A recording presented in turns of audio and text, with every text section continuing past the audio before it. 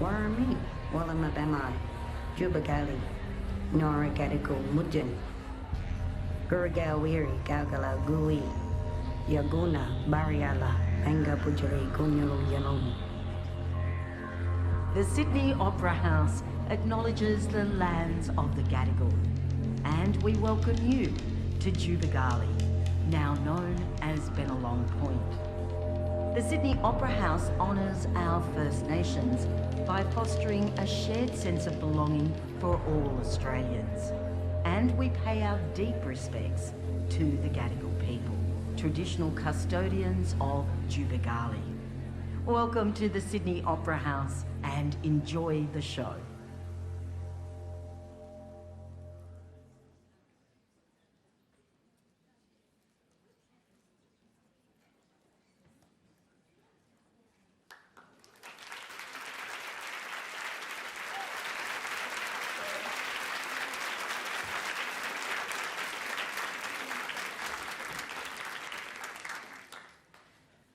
Hello everyone, a huge warm warm welcome to the Zan Zendegi Azadi session today, Women, Life, Freedom. It's such an important subject, and I'm absolutely delighted to be with you today with this incredible panel of inspirational Iranian women to talk about the women's movement in Iran. In September 2022, Mahsa Jina Amini, a young Kurdish woman, died in custody after being arrested by Iran's morality police. Her death ignited what could be the world's first female-led revolutionary movement, with thousands of women and girls burning their veils and cutting their hair in defiance of the regime. The unrest was met with severe violent crackdown, including the torture, rape, and even execution of protesters. Today we will hear from a distinguished panel of Iranian-Australian women as they tell us what the future of Iran and for women more broadly might look like. Our panel discussion will be followed by a musical performance by Gelareh. Gelareh will perform the poem Hangman by Hushang Ebtihaj, about a hangman who hides his face behind his bloody hands, but whose identity is known to all. So I'll introduce the panel and then we'll get started. I'll start with Gelareh. Gelareh is an Iranian-born singer, songwriter, and kamanche and khaychak player.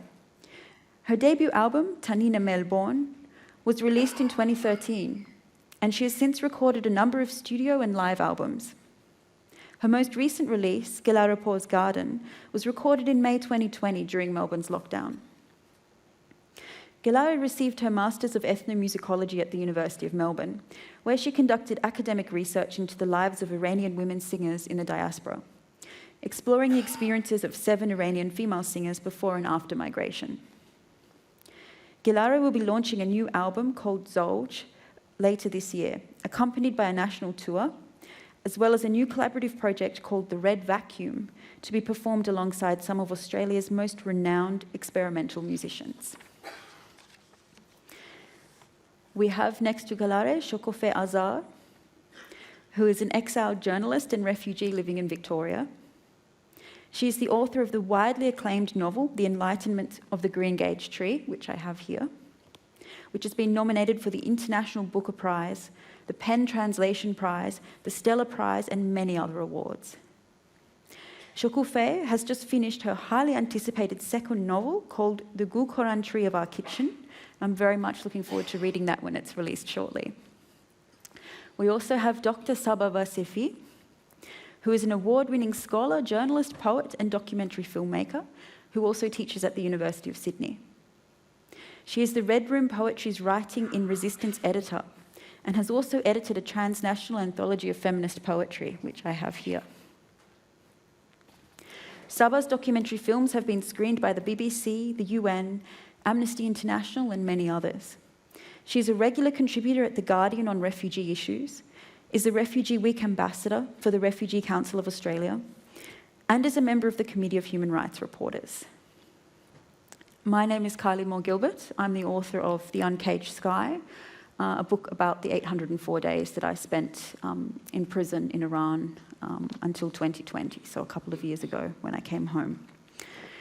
There will be a book signing featuring myself and Shokoofeh Azar following this session in the foyer. I think it's called the Western Foyer, just outside, if anybody would like to come and pick up a copy of our books and have a bit of a chat with us afterwards.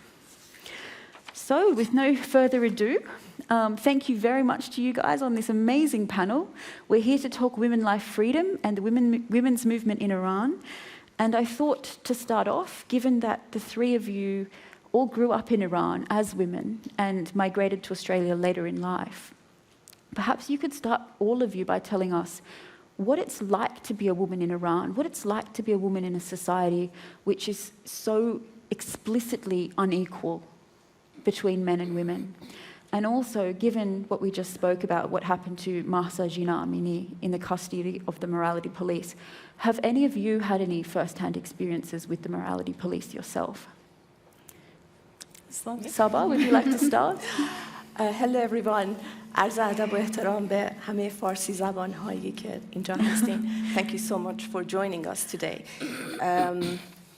Yeah, I think from Before I answer your question, I would like to mention that at any point, whenever I am referring to the Islamic Republic regime, I am specifically talking about the context of Iran, and I'm referring to regime. I am not commenting about any specific religion, Yes. and I am not representing anyone, just it's my personal experience. I am not talking on behalf of any community or cohort. And yeah, in my view, I think when you are a woman and living in Iran, it means you are growing up after Islamic revolution, you are growing up under religious dictatorship and gender apartheid. And I think it is a common characteristic of, I think, everyone's life in Iran. You have two different segments, underground and above ground. Underground was the space that I was spending with my family. We were swimming together, men and women. Some of my family members, they were drinking alcohol.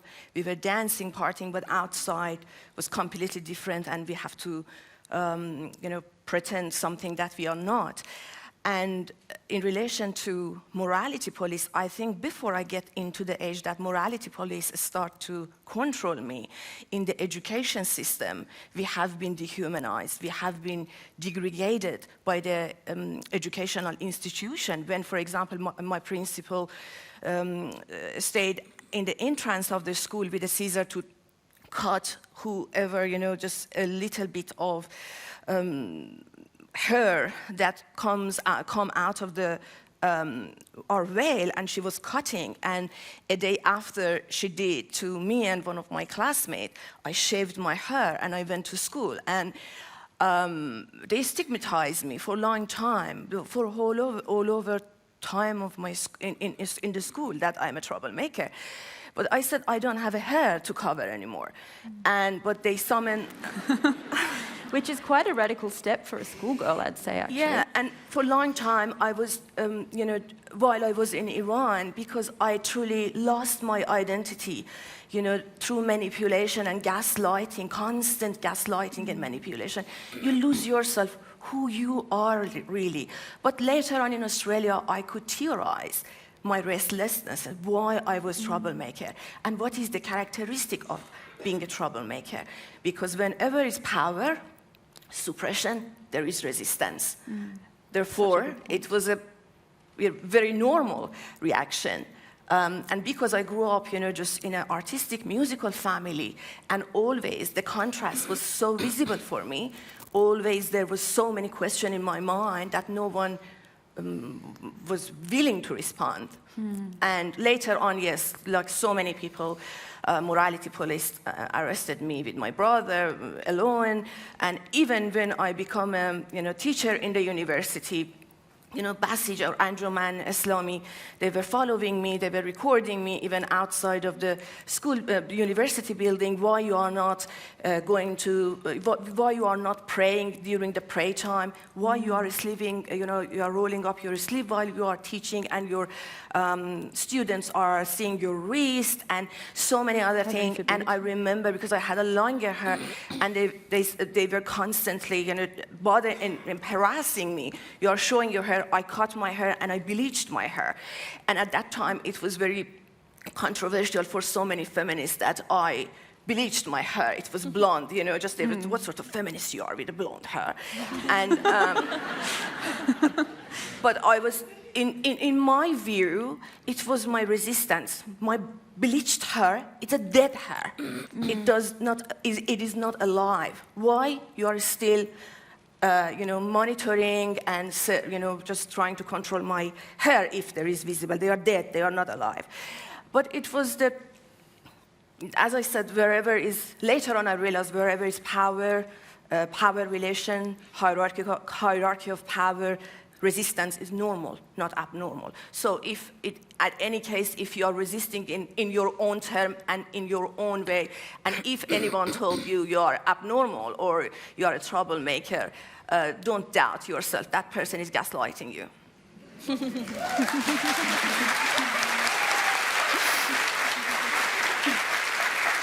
Shokoofeh Jan, did you have a similar experience growing up in Iran? Yes, everything that Saba said, that exactly what every woman experiences in Iran.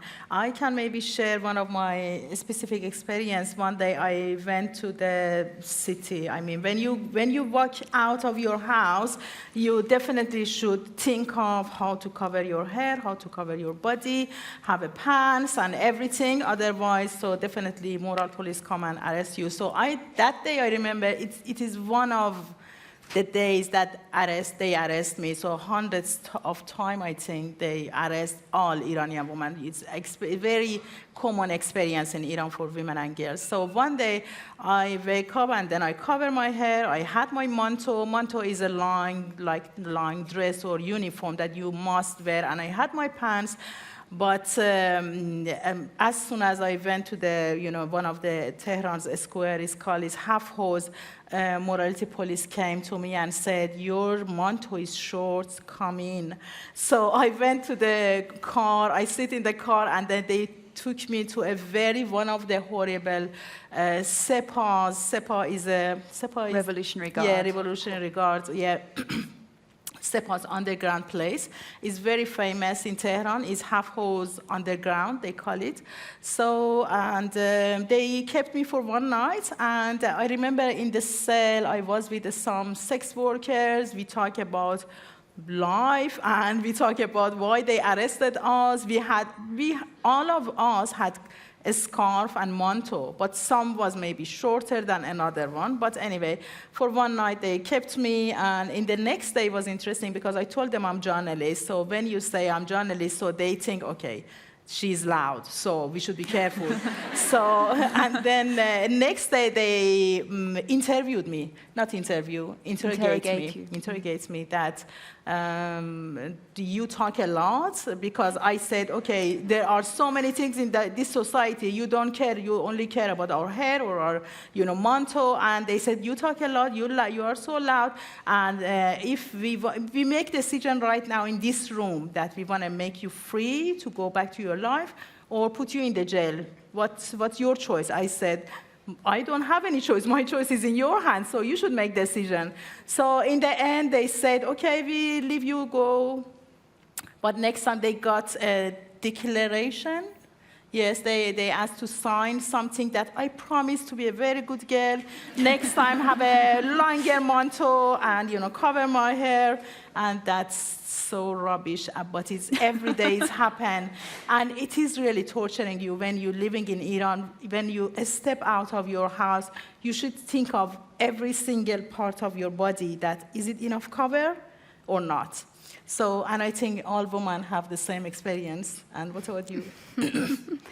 Well, I think being a woman in Iran, you have to be just brave to survive. And every aspect of your life you have to fight for.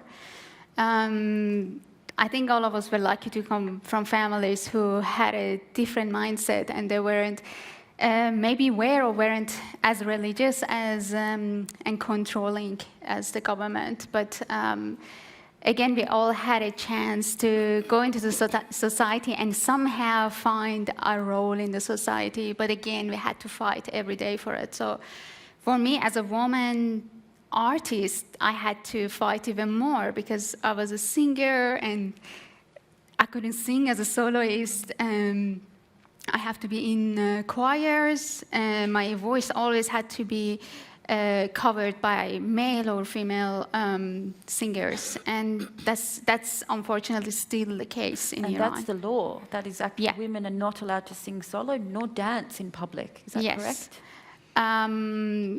So, as an artist, when you face things like this, we create art to express ourselves, but when the censorship is so hard, you kind of, as Saba said, you kind of don't really figure who you are, especially as an artist, what you want to do, what you want to create. Like when I was going on a stage, we had to spend months to get permission for the poems, for all the artists to be monitored for their historical background as the political background.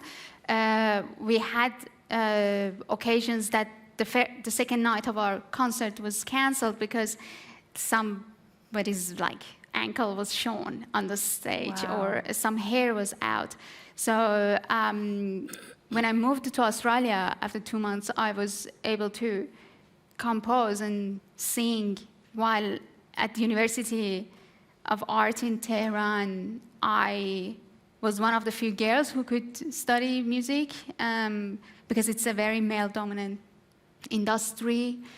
And here, I could actually compose my own music. I could sing whatever I wanted, any poem.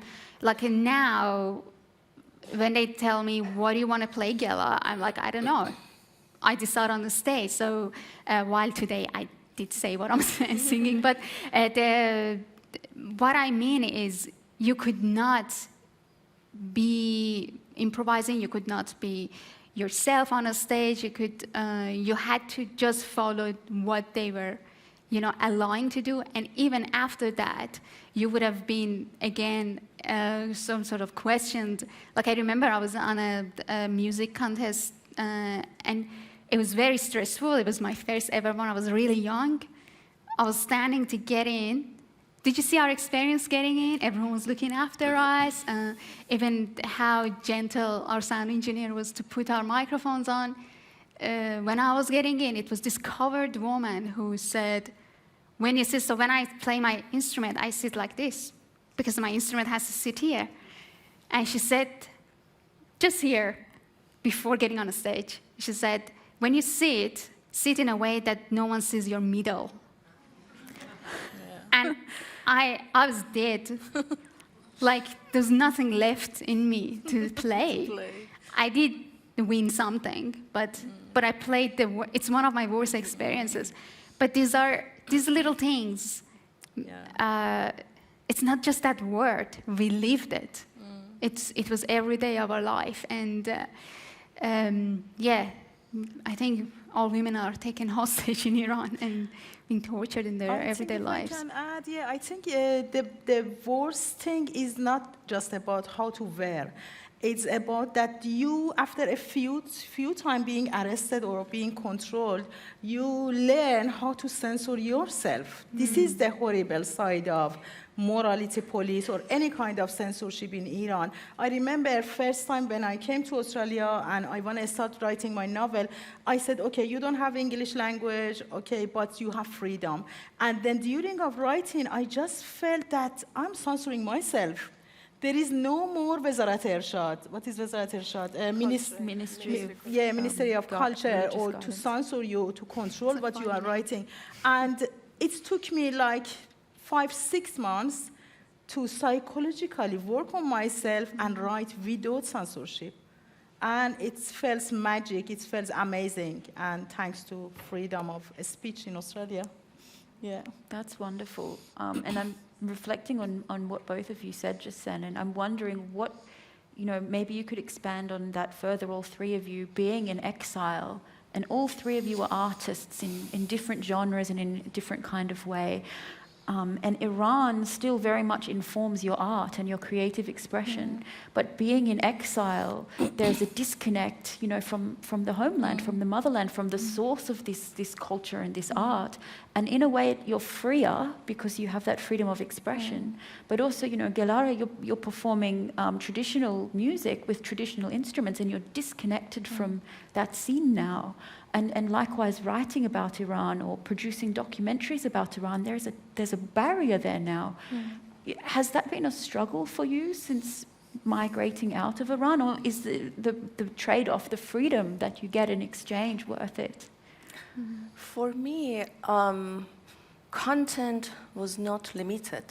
The problem was not around the content, having access to the content, because I'm still closely interviewing, for example, women who has been shot by the regime directly and they lost their eyes, one of their eyes, or injured people, or people on death row, or still I am connected. The problem in Australia is the taste of whiteness in the media, that they try to pasteurize the story and then sell it back.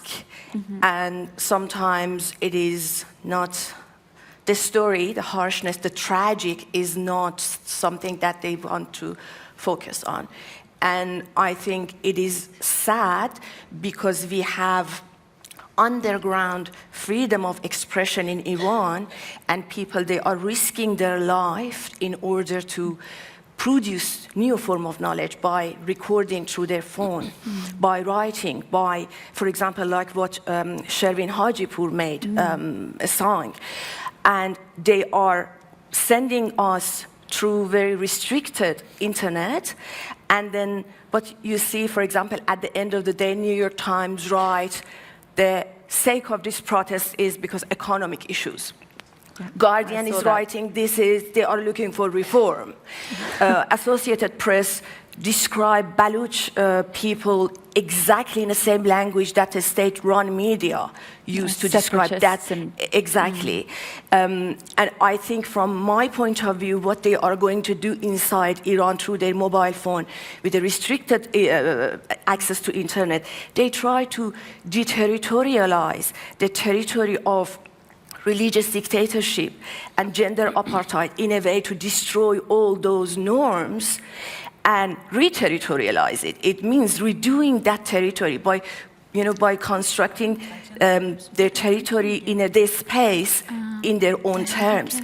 For example, when my friends in Australia, white feminists, they ask me, all these women we are seeing in this video, they are so different to whatever we saw in the media, in Western or in Islamic Republic, news outlet. And I tell them because they are both biased. They both not showing real image of who are Iranian women. We have very diverse population from different desire, different demand, and Islamic Republic, for their ideology, they are boxing, they are veiling, and Western media whiteness perspective, they are veiling us in another way to show us we are victim, not victorious. But imagine we are all just smashed, not only patriarchal culture, but also, kind of very complicated hierarchy of power to be in the opera house today. But often, journalists would not ask me how it look like to be a woman in exile. How are you getting away from the barriers? Always they want me to describe how bad is Iranian women's situation in Iran. But in Australia, I can tell you from writing extensively about refugee women in Australia, or knowing so many women of color in the human rights industry sector, in writing, in academia, so many other places, they are facing so many complicated situations, which I call them invisible borders of exclusion. Because in Iran, it's everything visible, harsh. Yep. There are more state violence, and in Australia is more symbolic violence. It's very powerful. I want to hear what Shokoofeh and Gelareh think about this question of being in exile, but perhaps building on what Saba just said. I've certainly been reflecting this past 5 months on why the Iranian women's movement and these protests more broadly in Iran haven't garnered more attention in the Western media, but also among the Western feminist movement. And it's fantastic that we have this event today at a women's festival in the Opera House, and I really commend the organisers for holding an Iran-centred event. But that being said, we also have the situation of women in Afghanistan, which is horrific. Western feminists should be screaming from the rooftops about this situation. Women in Iran, women in Afghanistan. The first female-led revolution in Iran, it hasn't received the coverage it deserves. No. Why do you think that is? And, do you think that Australians or the Western countries more broadly just don't care? Do you think we can't connect to women's experiences in Iran and Afghanistan? Or is it something a little bit more sinister like what Saba is saying? As a journalist, I believe that Western always try to cover the news that from Middle East that support their foreign politician. This is the main problem. While the truth in Middle East is something totally different. You never knew about how Western governments have dealt with totalitarian governments. You never know. But only if you live there and follow the underground news, we call it underground, everything is underground in Iran. So underground news, and then you follow the, the chain of the news, you can see a very, very fine relationship that, or maybe even we can call it a kind of connection between Western governments and dictatorships. And now, for example, I give you an example. After 40 years, 44 years is passed after Islamic Revolution, so many documents are now released that we can see how America and France support Khomeini, while we didn't know that before. It's now, right now, it's happening again. We are trying to be so loud in the world, and after 44 years, this is first time ever you heard our voice, while we had so many protests, while we had so many executed, really innocent people, intellectuals in Iran, and we try to publish all of this news in Western medias, they just ignore us. But now, for the first time ever, they heard our voice, but still, you see, they collect what news is enough good or for them, for their benefits or not. So I think we now in Iran, what we are doing, we Iranian outside of Iran, what we are trying to do is to just push more. I don't care, and many of Iranian outside of Iran doesn't care that what Australian government think.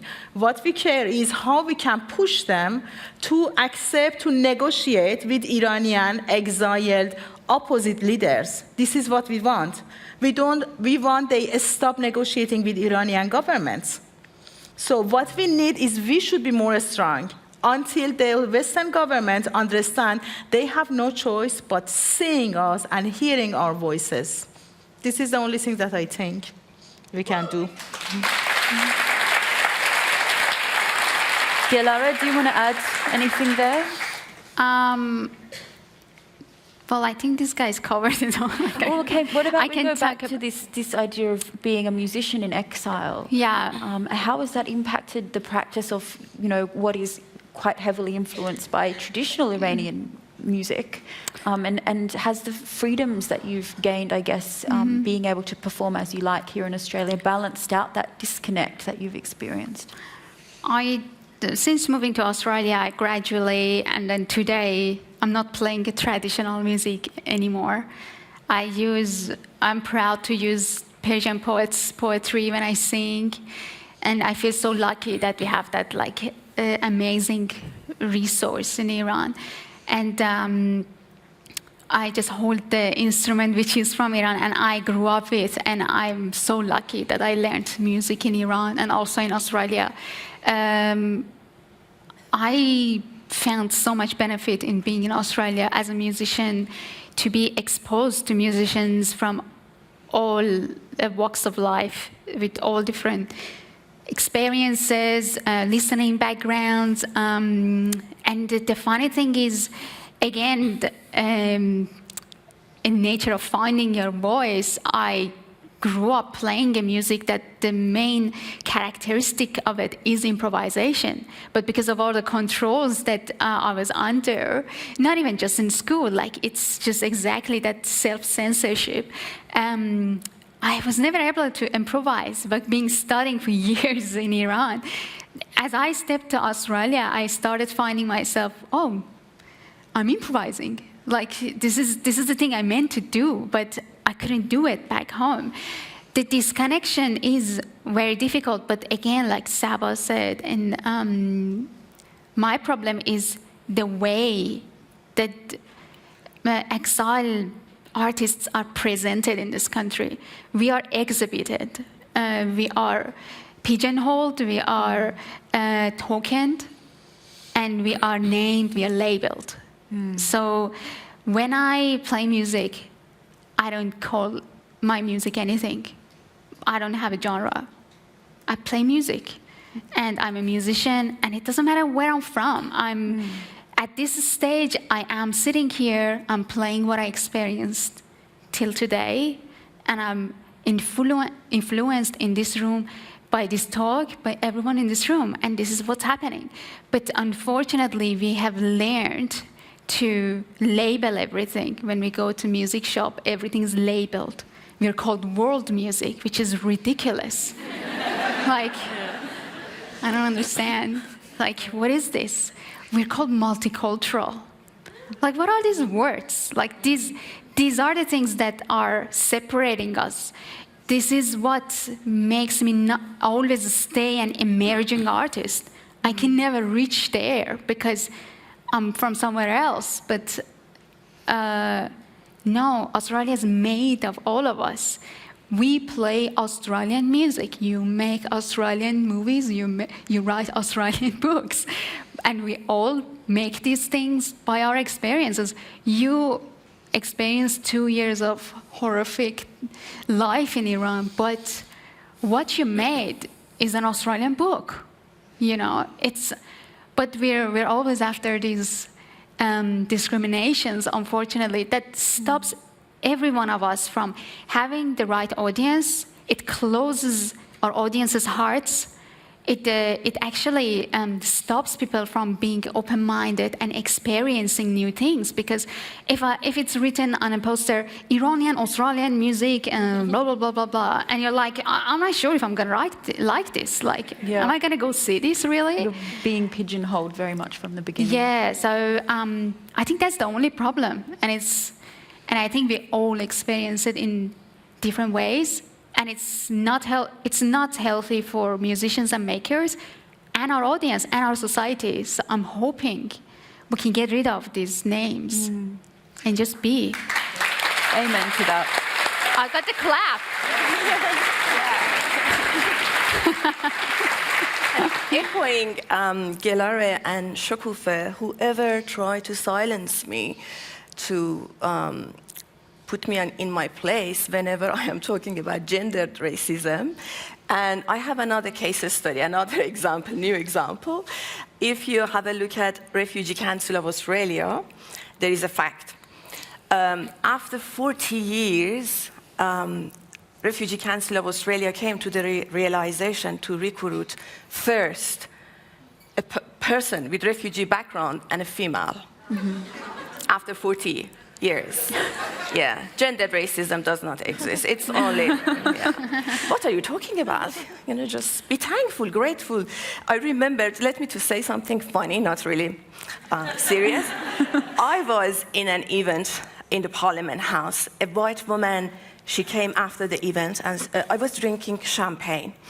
And I was drinking and talking to my friends, and she said to me, oh, and I was, in that panel, I was criticizing whiteness. And also Islamic Republic regime as well, both. And she said to me, you know, can you see I have no place? And she said to me, what sort of Muslim you are? You are drinking alcohol. Oh, gosh. And I said, oh, darling, Shiraz came probably I am an alcoholic Muslim.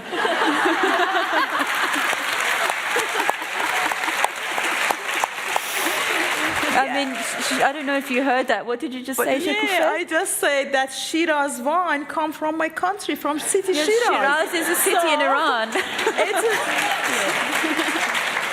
Yeah, and I was labeled, and still I'm labeled by both asylum seeker writer who had chance to to be a Booker Prize nominee. So you know, we all marked with something. But I think in the end, I am really grateful about Australia.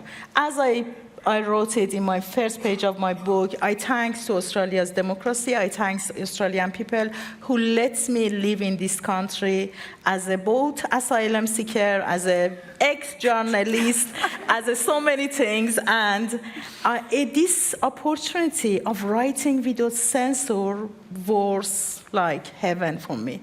It's amazing, and I love it, and I hope one day we can bring this freedom to Iran. This is my aim of writing and working.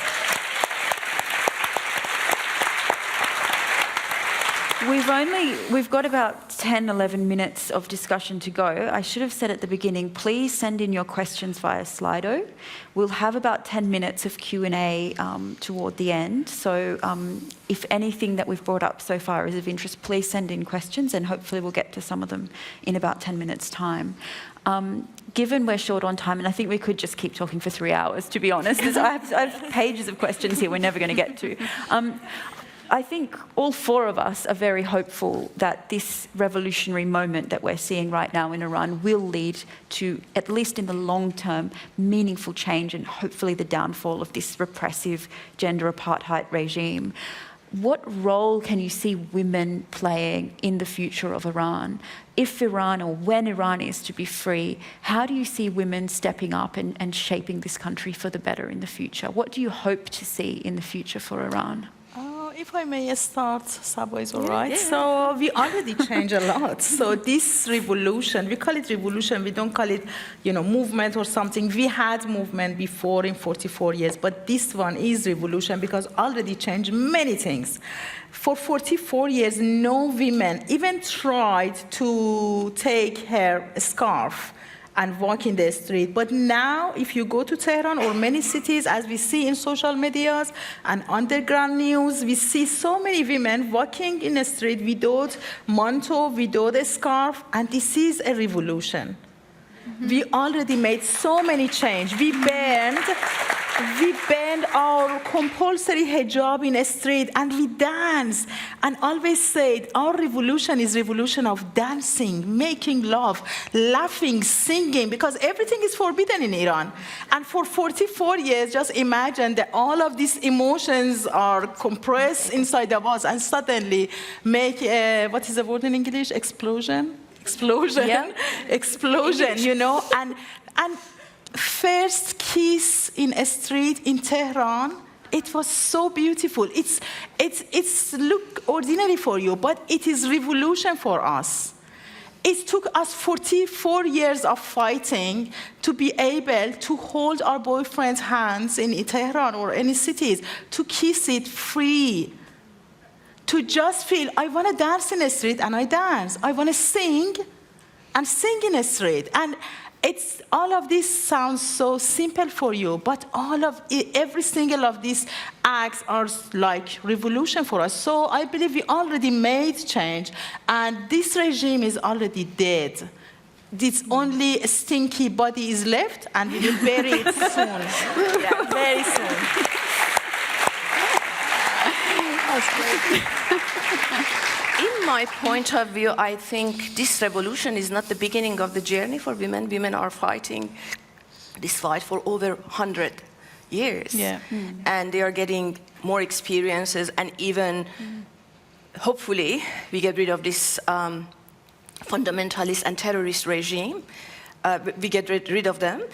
I think the fight will not be ended, because after regime change, we changed the political landscape, and now we need to change patriarchal culture and the hierarchy. There are so many layers that can cause marginalization, and those requires further work on culture and society, not only because now we are only focusing on political aspect to make some political changes. And then after that, when we have freedom, and then this is the time we work out on cultural changes, to change the social norms, because this is embedded in so many of us. You have to undo 40 plus years of indoctrination from this regime. And these days, if you have a look at our behavior, Iranians' behavior towards each other, I think this is unique, that we, in my view, we came to the realization that we are wounded cohort, we are traumatized population, people, and now these days we understand each other trauma and try to, this understanding is uniting us more than previous protests or any resistance. It is very significant that we came to this realization. This is social change, cultural change, which is not really related to politics, but this is not separated, because we internalized so many dictatorship, characteristic already, that we need to bit detoxicated after this regime. Yeah. That's true. But in the same time, if I may, if I have time just for 30 seconds, we should remember, we Iranian, that this generation, this young generation that now are in the street in Tehran, and they pioneer of the revolution, the girls, student girls, school girls, they are raised in the houses that their parents be under the pressure of the regime, but still they taught these kids to be free. You know, it's very important point that all of people who've been censored, they've been suppressed, they all the time must cover, women must cover their body, they suffered with many things. Inside of the house, they trained and they raised their children and girls to be revolutionary. So it is very important. I think we shouldn't forget their rules of, you know, this revolution. Raising up new generation. Yeah. Yes. Can I just add, if you want to send through a question, please use #DramaTheatre in Slido. There's no Wi-Fi in this room, is there? That's true, yeah. Is that, can we sort that out perhaps? It is working? Well, I'm hearing you need to click on the free Wi-Fi of the venue in order to then get into Slido and send through questions on #DramaTheatre. Otherwise, perhaps we can do it the old-fashioned way. Yeah, exactly. Anyway, yes, Gelareh, did you want to add anything to that? How do you see the future of Iran and the future of women more specifically? I totally agree with both of you. Where I think we are all like standing on each other's shoulders. Like we think, oh my God, these girls are so brave. But then we forget, in our generation, we did as much as we could. And exactly as you said, in homes, these children could have been our children on the streets. And look at us, like we're not gonna have like, we're not gonna stop our children from doing whatever they want or being free. Doesn't matter where they live. So I'm hopeful that I don't think if this is going to be this fast, it's not gonna happen. The change is not gonna be so fast. But as Shokoofeh said, it's already happened, and it is happening even in Australia. Women still fight there for rights. And we're not fighting enough in Australia. There are women, the First Nation women, who are losing their children every day, today, right now. And we are not doing anything about it, which is like, when I compare it to what we do in Iran, I don't understand why we don't do anything. So we need to remember, if we see Iran too far away from us, we're making a mistake. Because cruelty is contagious, and we cannot think, oh, this is too far away. Cruelty is like climate change. It's going to come for us. And if we don't do anything, if whatever we're doing, if we don't take a step ahead and make a change, nothing's going to happen. So we are lucky in Iran that women are having so many allies now, like men believe in us now in Iran. 5 years ago, no one would have even dared having this much voice even on the internet. Like everyone's just truly hating this regime, and they're just talking about it. But we all know 5 years ago, not many of us would have done something like this on the internet. Not many men would have stand by these women being executed for their right. And this is very important. It's a huge achievement by women of Iran. And I hope women around the world learn from this. And I hope we can all hold hands and understand we are all one. We need to make a change together. We can't think, I'm safe today, so I'm not going to do anything. This is not how it works. So yeah. That's such a good point. And I wonder, what is the role of men in this? Because as we mentioned, you do have this kind of internalization now after more than 40 years of Islamic Republic in some segments of society of these gender norms. But then we have female leaders leading this movement outside Iran and inside Iran. I mean, unfortunately, inside Iran, many of them are in prison. You know, people like Nasrin Sotoudeh, Narges Mohammadi, that I was in prison alongside, are seen as leaders by men also. Do you think if Iran was freed one day from this regime, that men would allow women to step up? Or do you think you would have some of these cultural mentality issues that Saba was mentioning that you have to undo first? It's definitely going to be there. Yeah. Like we have women who have been freed from prison and they were not allowed back home because their family were worried that they were being raped in prison. Can you imagine that? So we have problem in our homes. Iran's society is very, very, very layered, and we cannot forget 44 years, few generations have grown up and been dictated and formed under this regime, and you cannot expect that to change overnight.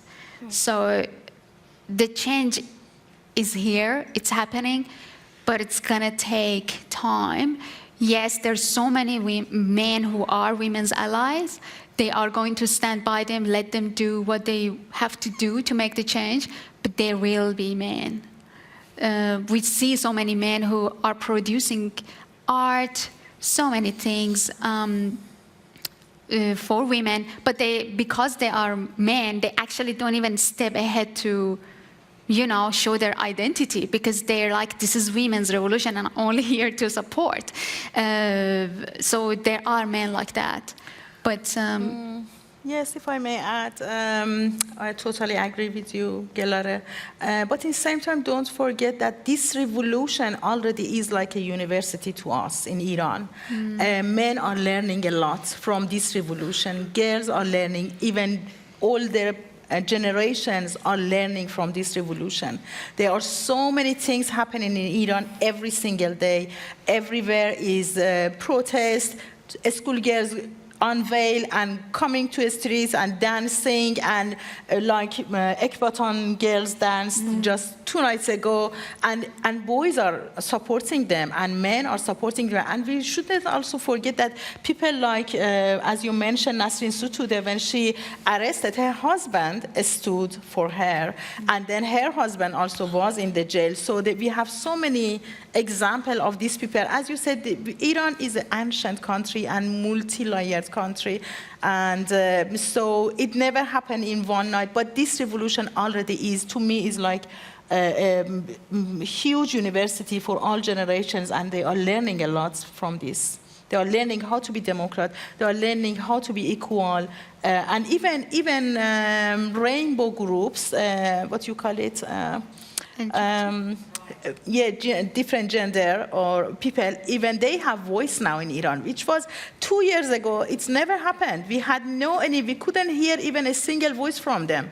But now they come to a street in Tehran or Iran and do protest. So it means that everything is getting shape in right way in Iran, and we have so many hope. That's it. we don't have a choice. Yeah. We have to stay hopeful. Yeah, we should go further. Yeah. I'm unfortunately having internet trouble on this Slido as well. So if you have questions, we have about 8 minutes or so for questions. So someone over there has their hand up. We'll hear you, and I'll repeat the question for those viewing online. She looked like Iranian to me. Yes. I can spot Iranian. Yeah, so maybe we have time for a couple of questions. They have beautiful eyes and eyebrow. Not me, but wow, you can see that from here. Wow. Please, what was your question? Hi, first of all, thank you so much for being here and giving the opportunity for asking this question. I am a refugee woman here in Australia, and as an Iranian woman, I struggle a lot, through all of different kind of barriers that was here in Australia.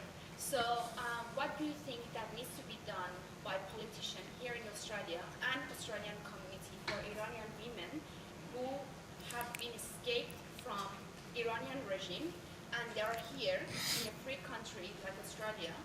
And please, what do you think is the solution? Because I think sometimes when it comes to the political kind of issue, they ignore women most of the time, and especially when the women come from Middle East, they just don't see us.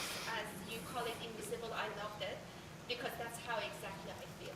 Yeah. Okay, so the question was about Iranian refugee women's experiences here in Australia and what more can be done to help Iranian female refugees who grapple with a whole lot of challenges and struggles after they arrive here as well. Saba, would you like to address that one? I think, in my opinion, it is really clear that Australia is back forwards. Almost 3 decades ago, for example, Australia, I think around 1989, they established women at the risk visa, and then they are banning women who are escaping from gender violence. I know some of the cases that, some of the women, not cases, women that I had the privilege to write about them, to work with them, they escaped from femicide, which is more well known as an honor killing or qatl namusi. And they have been denied to apply for women at the risk visa. And the huge cohort that government sent them, they exposed to offshore processing on Nauru. All those women, according to the previous law, they could apply for women at the risk visa, those who arrived in Australia as a single woman or without any relative. And I get back to your question. And you can see how Australia is infringing its own obligation towards refugees and asylum seekers, and also infringing their obligation to comply with the Convention of eliminating any form of discrimination against women. And I think it resonates with so many aspects of refugee women's life in Australia.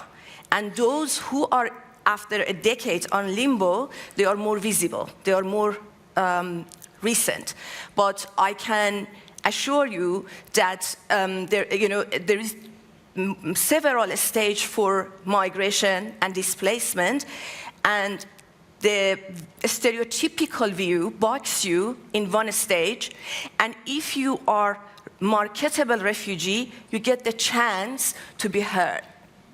Because based, in my view, again, human rights, the organization and institution that they are providing human rights aid, I call them industry, because they are suffering from industrial complex. Why? Because it is based on competition and commodification and profit camouflage humanity.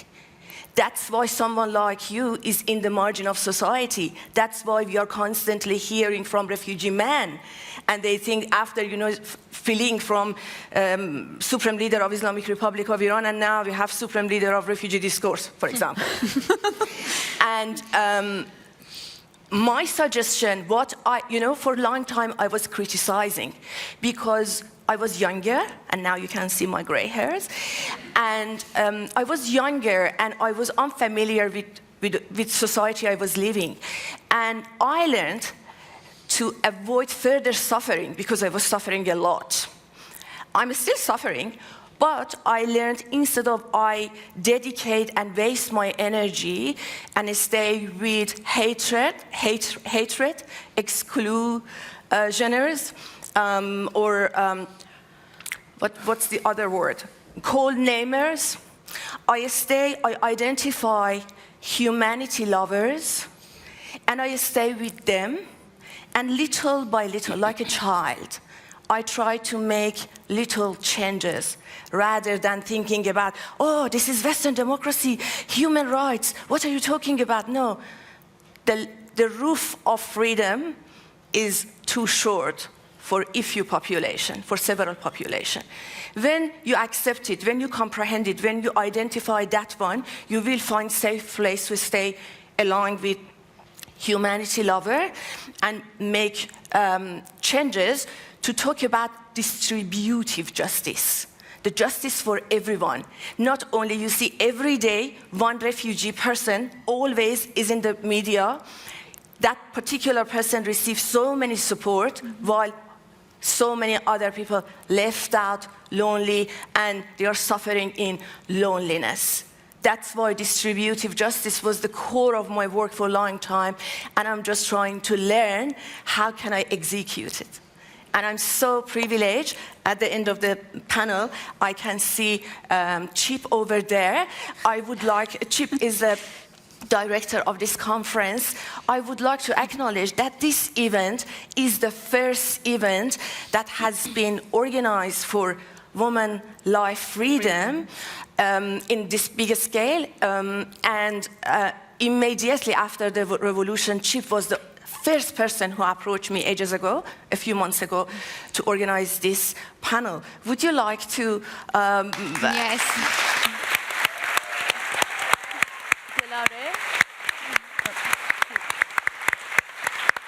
Gelareh.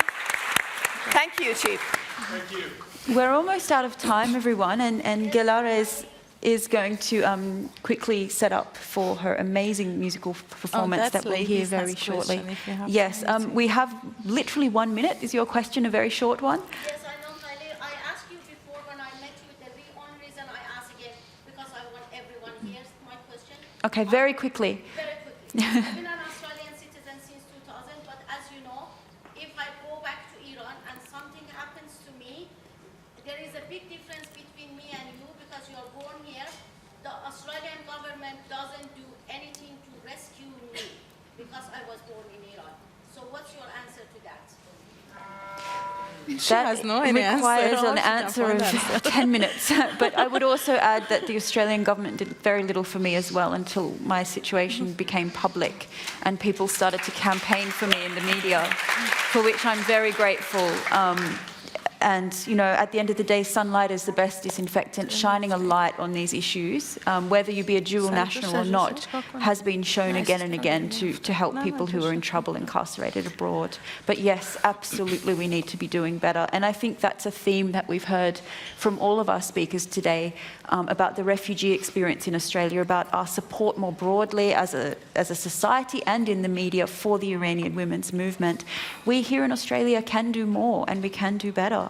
And I really hope that the discussion today has shone a light on that, as well as of the struggles of women in Iran itself. So thank you very much for coming along today.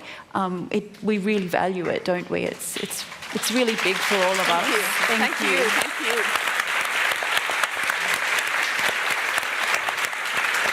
And as I mentioned earlier, we'll be hearing a performance of the poem Hangman by Gelareh. And following that, there will be a book signing of myself and Shokoofeh. This is Shokoofeh's amazing novel, and I really encourage all of you to read it. It's set in Iran, and it is beautiful. It very richly deserves all of the accolades and prizes that it's been awarded. So I encourage you to come and see myself and Shokoofeh in the foyer outside after this. Are you ready to go? Wonderful. So now we'll hear the beautiful performance of Gelareh. Thank you.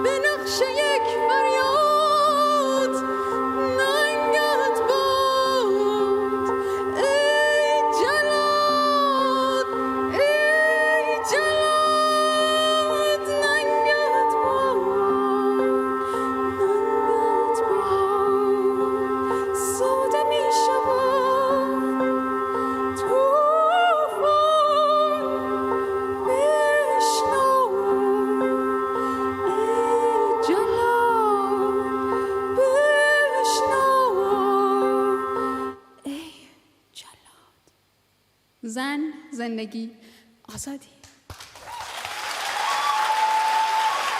Thank you.